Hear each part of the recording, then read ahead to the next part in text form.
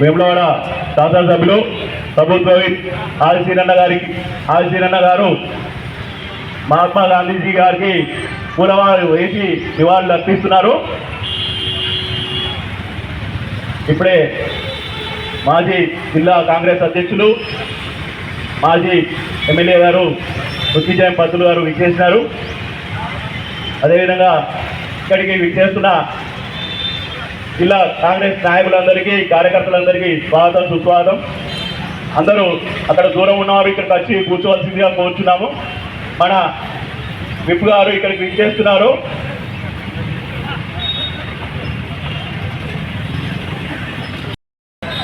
దుబాయ్కో మస్కట్కో పోకుండా ఉన్న ఊర్లలోనే వారి యొక్క ఆర్థికంగా బలపరచలేటువంటి ఒక ఉద్దేశంతోనే ఆ రోజు మహాత్మా జాతీయ ఉపాధి హామీ పథకం తీసుకొచ్చినటువంటి ఘనత ఆ రోజు యూపీఏ ప్రభుత్వానికి.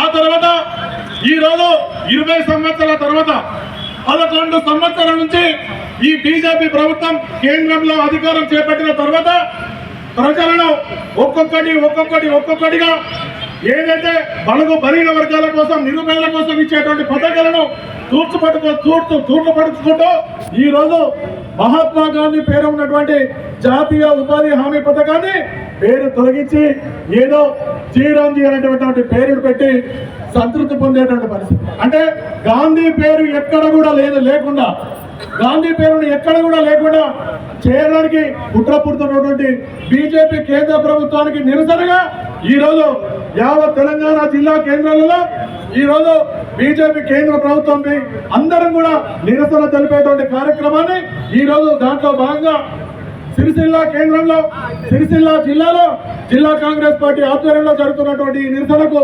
విచ్చేసినటువంటి ముఖ్య అతిథి వేములవాడ శాసనసభ్యులు ప్రభుత్వ విప్ అన్నగారు ఆది శ్రీనివాస్ గారు, అలాగే మాజీ శాసనసభ్యులు మృత్యుంజయం గారు, అలాగే ఉమేష్ రావు గారు, అలాగే గడ్డం నరసయ్య గారు, గ్రంథాలయం చైర్మన్ అన్నగారు నాగుల సత్యనారాయణ గారు, మార్కెటింగ్ కమిటీ చైర్మన్లు, ఈ జిల్లాలో ఉన్నటువంటి ప్రతి మండలం ఉన్నటువంటి మార్కెట్ చైర్మన్లు అందరూ కూడా, అలాగే మా మండల కాంగ్రెస్ అధ్యక్షులు అందరూ కూడా హామీలు తీసుకొని వచ్చి మతాల వారీగా ప్రజలు విభజించి ప్రాంతాల వారీగా ప్రజలు విభజించి భాష ప్రయుక్త రాష్ట్రాలుగా ప్రాంతాలను విభజించి పేదలకు ఉపయోగపడే పథకాలన్నిటి కూడా రద్దు చేసే విధంగా ఈరోజు ఉపాధి హామీ చట్టంలో కూడా తూట్లు పరిచే విధంగా వారు చేసేటువంటి కార్యక్రమం గత 2 సంవత్సరాలుగా మనం ప్రజలు హెచ్చరిస్తున్నాం.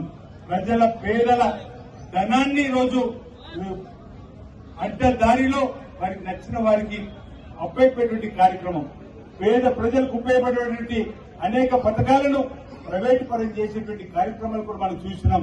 ఈరోజు ఒక్కటంటొక్కటి 12 సంవత్సరాల ముందు భారతీయ జనతా పార్టీ దేశాన్ని నిలబట్టి ఒక్కటంటే ఒక్క పథకం నేరుగా పేద ప్రజలకు ఉపయోగపడే పథకాలు తీసుకొచ్చిరా ఛాలెంజ్ విసురుతున్నా ఎక్కడ కూడా పేద ప్రజలు నేరుగా ఉపయోగపడే చట్టం రాలే.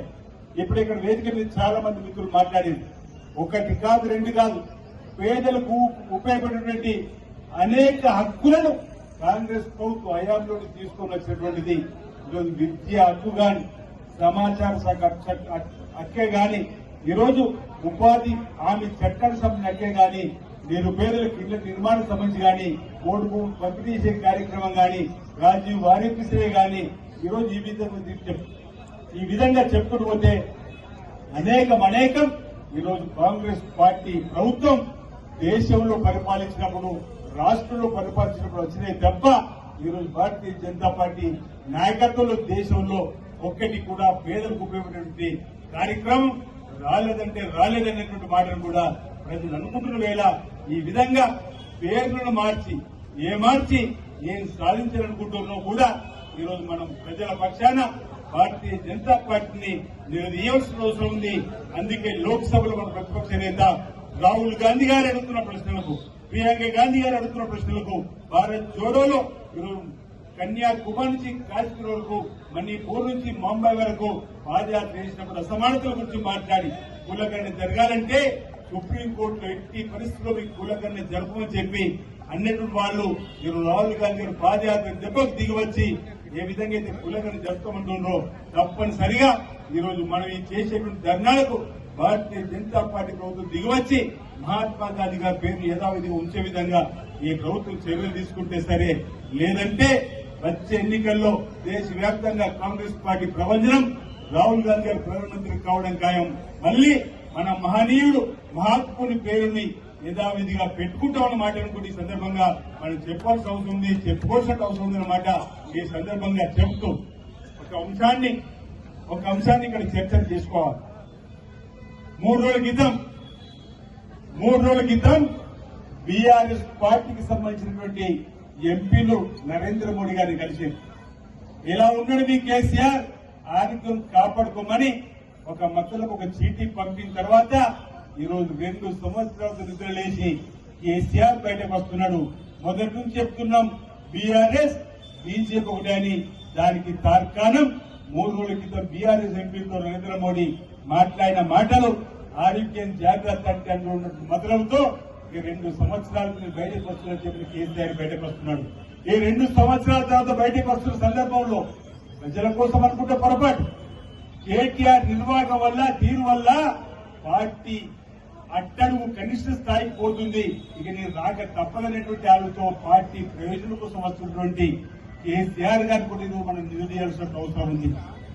కృష్ణా నదీ జలాలను అప్పనంగా ఆంధ్రకు అప్పేపి, గోదావరి జలాలను అప్పనంగా ఆంధ్రకు తీసుకొని పోయే విధంగా చెప్పినటువంటి సందర్భం. రాయలసీమ రోజా మినిస్టర్ దగ్గరికి వెళ్లి ఆ రోజు చేపల పులుసు తిన్నది అన్న మాట కూడా మనం గుర్తు చేయాలి. రాయలసీమను రత్నసీమగా మారుతానటువంటి ఈరోజు కృష్ణా జలాలను, గోదావరి జలాలను రాయలసీమకు మళ్లించవచ్చని చెప్పని మాట్లాడిన మాటలకు ఈ రోజు ముందుగా క్షమాపణ చెప్పి బయటకు రావాల్సిన అవసరం ఉందా లేదా కూడా మనం ఆలోచన చేయవలసిన అవసరం ఉందని మాట సందర్భంగా చెప్తూ ఈ రోజే పార్టీ కార్యాలయానికి రావడం కాదు, అసెంబ్లీకి రా, అసెంబ్లీలో చర్చను జరుపు. ఈ 8 లక్షల కోట్లు అప్పులోకి తీసుకుపోయినటువంటి సందర్భంలో ప్రజలకు క్షమాపణ చెప్పాల్సినటువంటి బాధ్యత. గోదావరి జలాలను ఆనకట్ట వేసి ఆపుతా చెప్పి 1 కోటి లక్ష ఇంచుమించు ఈరోజు నిరుపయోగంగా మారిపోయింది. కాళేశ్వరం కూలిపోయింది, దానికి క్షమాపణ చెప్పాల్సిన అవసరం ఉంది. ఈరోజు తెలంగాణ జాతికి క్షమాపణ చెప్పాల్సిన అవసరం ఉంది. దీనివల్ల మనకు అర్థమైంది ఒకటే, ఈరోజు కాంగ్రెస్ పార్టీ ప్రజా బౌండరీలోకి వెళ్లిపోయింది. అనేక పథకాల ద్వారా 2023లో ప్రజలు అవకాశం ఇచ్చారు అధికార పార్టీగా. కాంగ్రెస్ ఇంద్రమ రాజ్యంతో ముందుకు పోతుంది. ఆ తర్వాత ఉప ఎన్నికల్లో 3వ స్థానం కంటోన్మెంట్ లో కాంగ్రెస్ పార్టీ విజేతను భోగించింది. లోక్సభలో 0కు పరిమితమైంది. అంతకంటే ముందు సారు కారు పదారని చెప్పని 8కే పరిమితమైన సందర్భంలో ఈరోజు జూబ్లీహిల్స్ ఎన్నికల్లో జబ్బలు జరుచుకున్నారు. ఈ రోజు గెలిచిన అయిపోయింది ఈ ప్రభుత్వం మాదాని. తర్వాత పంచాయతీ ఎన్నికల్లో 25%కి పడిపోయిన తర్వాత ఆ పార్టీని కాపాడుకోవడానికి వచ్చేటువంటి బయటకు వచ్చే మార్పే కానీ ఈరోజు దానివల్ల ప్రజలు కొరిగిందే లేదు. ప్రజలందరూ కూడా గమనించాలి. ఈరోజు బీజేపీ బీఆర్ఎస్ సంబంధించినటువంటి ఆలోచన ఒకటైన మాట చెప్తూ మహాత్మా గాంధీ గారి పేరు తీసివేస్తే ఎందుకు బీఆర్ఎస్ పార్టీ ఆందోళన చేస్తలేదున్నా, రైతులు నల్ల చట్టాలు తీసుకుని వచ్చినప్పుడు బీజేపీ మద్దతు ఇచ్చింది. ఈ రోజు ఉపరాష్ట్రపతి ఎన్నికల్లో, రాష్ట్రపతి ఎన్నికల్లో కూడా బీఆర్ఎస్ బీజేపీ మద్దతు తెలిపిన సందర్భాలు మనం చూసినాం. ఈ రోజు బీజేపీ బీఆర్ఎస్ ప్రజా వ్యతిరేక విధానాలను ఎండకట్టే విధంగా ప్రజల పక్షాన మనం నిలబడాలని చెప్పని ఈ రాష్ట్రంలో కూడా రాబో రోజుల్లో కాంగ్రెస్ పార్టీని అభివృద్ధి పద్ధతుల్లో తీసుకుపోవడంలో మనందరూ కూడా కృషి చేయాల్సిన అవసరం ఉందన్న మాట ఈ సందర్భంగా చెప్తూ మరి ఈ రోజు ఇక్కడ రాజన్న సిరిసిల్ల జిల్లా కేంద్రంలో ఏదైతే ధర్నా కార్యక్రమం జిల్లా కాంగ్రెస్ కమిటీ అధ్యక్షుడు మిత్రుడు శ్రీనివాస్ గారి ఆధ్వర్యంలో చేసిన సందర్భంలో వచ్చినటువంటి పెద్దలందరికీ కూడా పేరున నేను ఈ సందర్భంగా స్వాగతం తెలియజేస్తూ మాజీ శాసనసభ మృత్యుంజయ గారు వచ్చారు. అదేవిధంగా పట్టణాల వేములవాడ సిరిసిల్ల పట్టణ అధ్యక్షులు, మండల అధ్యక్షులు, బ్లాక్ అధ్యక్షులు, అదేవిధంగా పీసీసీ సభ్యులు గంగాల సంస్థ అధ్యక్షులు నాలుగు సత్యనారాయణ గారు, ఎస్సీసీఎల్, ఎస్సీసీఎల్, బీసీఎల్, మైనార్టీ సెల్ అన్ని సెల్స్ అధ్యక్షులు, పీసీ అధికార ప్రతినిధులు ఉమేష్ గారికి చాలా మంది పెద్దలు, బ్లాక్ అధ్యక్షులు పీసీ వరకు రావడం జరిగింది. గ్రామానికి వచ్చినటువంటి నూతన సర్పంచులు కానీ ప్రజాప్రతినిధులు కూడా ఈ సందర్భంగా నేను ధన్యవాదాలు తెలియజేస్తూ ఈ కార్యక్రమంలో సుదీర్ఘ కాలంగా సమయం వెచ్చించినటువంటి పాత్రికేయ మిత్రులకు కూడా, ఎలక్ట్రానిక్ మీడియా, ప్రింట్ మీడియా వారికి కూడా ఈ సందర్భంగా ధన్యవాదాలు తెలియజేస్తూ రాబో రోజుల్లో ప్రజల పక్షాన నిలబడదాం, ప్రజా సమస్యలు పరిష్కారం చేద్దాం. ఈరోజు ప్రజలకు అండదండగా ఉండి ముందుకు పోయిన క్రమంలో గ్రామాన్ని రోజు ఉపాధి హామీ చట్టానికి సంబంధించినటువంటి అంశంలో మహాత్మా గాంధీ గారి పేరును తొలగించిన అంశాన్ని మనం విస్తృతంగా ప్రచారం చేయాలి. ఈ రోజు ఏదైతే భారతీయ జనతా పార్టీ ఏకపక్ష పోకడు పోతుందో వాటిని తిప్పికొట్టడంలో మనం అందరూ కూడా ముందుండాలని చెప్పిన మాట ఈ సందర్భంగా తెలియజేస్తూ ఈ కార్యక్రమానికి ఏఐసిసి అధ్యక్షుడు మల్లికార్జున ఖార్గే గారు, పిసిసి అధ్యక్షుడు మహేష్ కుమార్ గౌడ్ గారు, మన ముఖ్యమంత్రి రేవంత్ రెడ్డి గారు ఇచ్చినటువంటి పిలుపు మేరకు మనం అందరూ కూడా ఇక్కడ రావడం జరిగింది. రాబో రోజుల్లో ఇలాంటి కార్యక్రమాలు ఎప్పుడు పార్టీ పక్షాన పిలిచిన కార్యక్రమం మనం అందరూ కూడా హాజరై ఈ కార్యక్రమాలు విజయవంతం చేసుకుంటూ ముందుకు పోదామన్నమాట ఈ సందర్భంగా తెలియజేస్తూ మార్కెట్ కమిటీ చైర్మన్ కి చాలా మంది కూడా రావడం జరిగింది. వాళ్ళందరికీ కూడా నేను అభినందనలు చేస్తా ఉన్నా. పేరున నా యొక్క ఉదయపూర్వక నమస్కారం తెలియజేస్తా ఉన్నా.